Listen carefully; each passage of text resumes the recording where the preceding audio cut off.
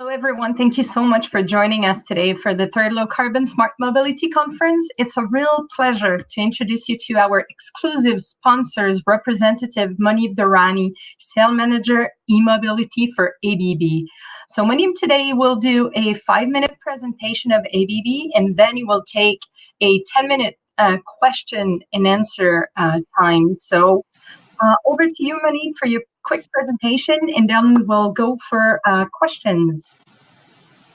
Thank you, Magali. I appreciate it. And good afternoon, everybody. My name is Monib Durrani. I'm the sales manager for e-mobility for ABB Canada. And thank you for Qtric for organizing this wonderful event. It's our pleasure to be here. Next slide, please. So ABB has been around for many different years. And this series of 4 different pictures walks you through where we started to where we're at now. So ABB is a company that was founded over 130 years ago. We've been technology providers on a global scale for multi years. And in Canada, we actually started over 100 years ago as well. So our primary focuses are in robotics, in motion, in industrial automation, as well as electrification. So outside of just our products, ABB also focuses a lot on innovation and technology. And one of the channels that we use are our partnership with Formula E, where we're actually innovating and pushing the boundaries of EVs and electric vehicle charging. We're presented with a massive challenge this year with the pandemic, and ABB finds that sustainable transportation and green infrastructure is one of the ways that we can seize this challenge and overcome it with the opportunity of having green infrastructure in place. So we're going to continue to support this and push the boundaries here. Next slide, please. So ABB, so everyone knows about all our different types of products that we supply, but focusing in on our EV charging infrastructure, just want to give you a snapshot of where we started, where we're at today, and where we're going in the future. So ABB's e-mobility division and the whole concept of EV chargers has been being innovated for the last 11 years. So we started in 2010, and to date, we actually have over 20,000 fast chargers that are installed and deployed worldwide, and we have over 100,000 chargers total. These are on a global scale and present in over 85 countries, and they are interoperable. So we actually work with all the major car OEMs, all the major bus OEMs, and even truck OEMs to make sure that no matter which bus, car, or truck plugs in, we're able to make sure that they're going to be reliably able to charge their vehicle. Next slide, please. So a little bit more about the charging infrastructure and what we've been doing these days to focus in on the transit services. So three important concepts here are reliability, being smart, and also scalable. So when I talk about reliability, the first and foremost important thing is whether the charger is going to charge with multiple types of vehicles. And in the transit space, interoperability, or even in any general space, interoperability is huge. So we work directly with our OEMs to make sure that the chargers work with all the different kinds of different vehicles. And also not only from an interoperable standpoint, there's also challenges in climates. So Canada being a very cold climate, we need to make sure that pantographs or plug-in style chargers can still work at very low temperatures, whether snow or ice are challenges, and we can also make sure that a reliable solution is being presented. The next thing here is being smart. So our chargers are all connected. They're connected via the cloud using 3G or 4G, whatever is available.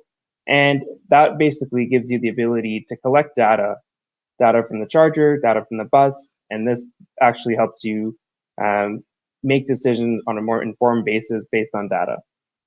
So in addition to collecting just data, having a smart infrastructure also gives you the ability to get notifications and be connected to your charger, so that in the event something goes down, you'll also be able to get a text message or an email on your phone saying that, hey, there's a problem, someone should go look into it, and that way you have less downtime.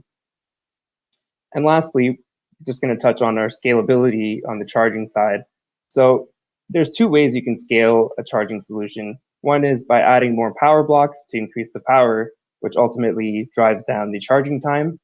And the other way is you can scale by having multiple interfaces. So whether it's more connectors, more pantographs, but at the end of the day, you want to be able to scale so that tomorrow, all your buses, whenever they do turn electric, are able to charge with the same amount of infrastructure. Next slide, please. So when we talk a little bit about the different kinds of innovations that are happening in charging solutions, I'm going to get into that in the next panel a little bit, but just to give you a brief overview, lots of innovations are happening. But before I get into those innovations and all the different components that we can do nowadays, the backbone of a transit authority's operations are still the bus and the charger. Now what we have are other components that complement the bus and the charger to make the whole operation smoother. Some of them include fleet management systems. You can also have battery energy storage, solar panels integrated, and a lot of other technologies that make your whole operations greener. It can make it smoother, more reliable in case of emergencies. So there's a lot of different advantages that can come to the table. But at the end of the day, the most important thing is when you add more of these innovative solutions, yes, it makes the whole operations more complex. But if you have a system that can make everything talk to each other and run smoothly, then you're going to have a very clean and smooth operations for your transit authority. Thank you. So I'm going to open up the floor to questions here. Excellent. Thank you so much, Manib. So I have a few questions for you. What are some common infrastructure requirements in the depot or en route that transit agencies and cities should consider in electrification planning? That's a very good question. I'm just going to take this a little bit twofold because when you're talking about in depot and on the route, you have to have different strategies. And those are really done by the QTRIC studies and the feasibility studies that are done by agencies like QTRIC. So for in the depot, it's important to make sure that you have enough capacity to be able to charge all your buses, because at the end of the day, you can have as many buses as you like, but if the electrical grid connection coming into your building is not strong enough, and I think Eric from the message earlier was saying that the amount of electricity required for a depot nowadays is the same as 4 Bell centers, which is incredibly large. So first and foremost, in the depot, you need to make sure you have enough electricity, because you're not charging or fueling your vehicle from diesel anymore. You're fueling with electricity. So that's the first and foremost thing. The second thing for the depot is also making sure you look at the layout.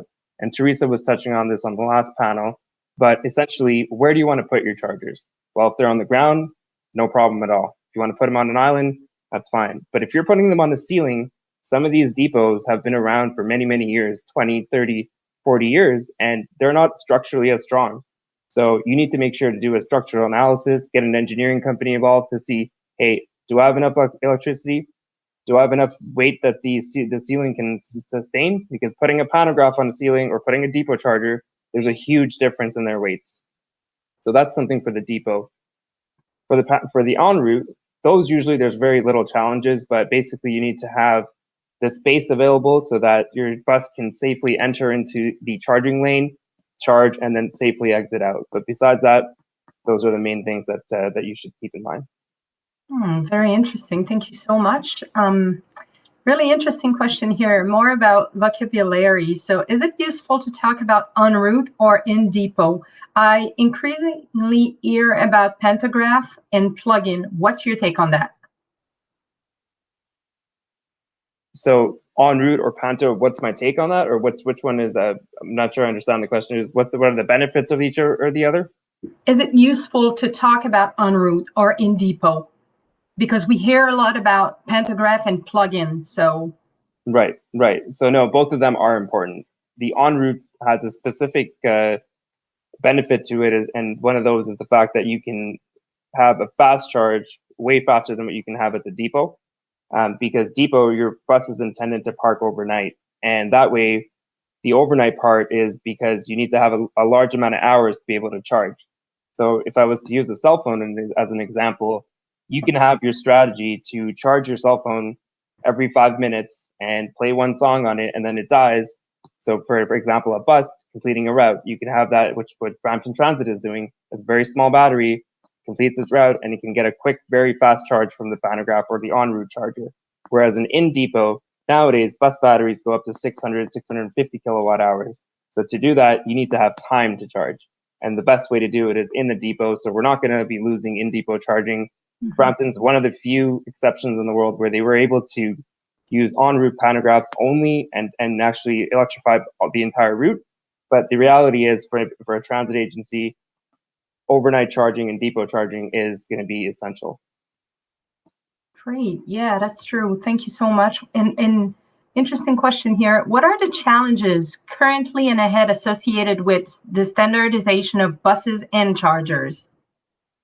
It's a very, very good question. So standardization is something that is always in progress, that's always getting better, just because of the fact that this technology is always expanding and evolving every single month, every single year.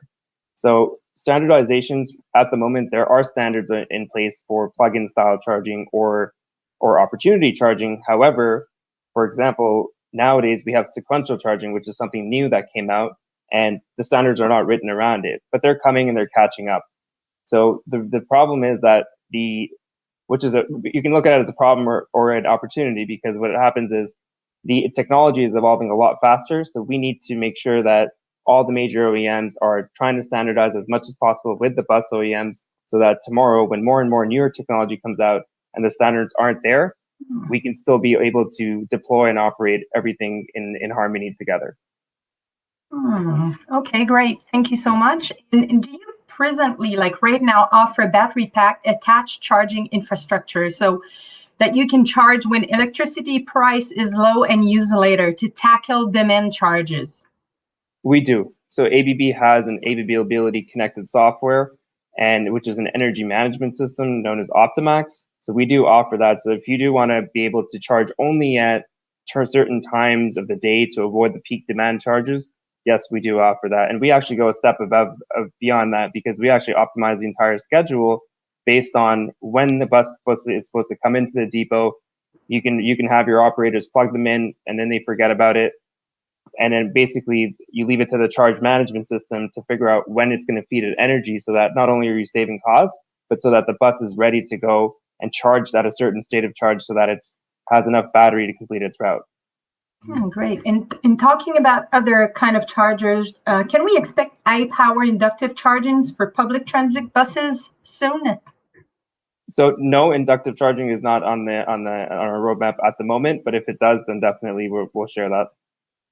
Yeah, absolutely. How is the charging infrastructure evolving into more modular and flexible option to support in-depot and en route designs?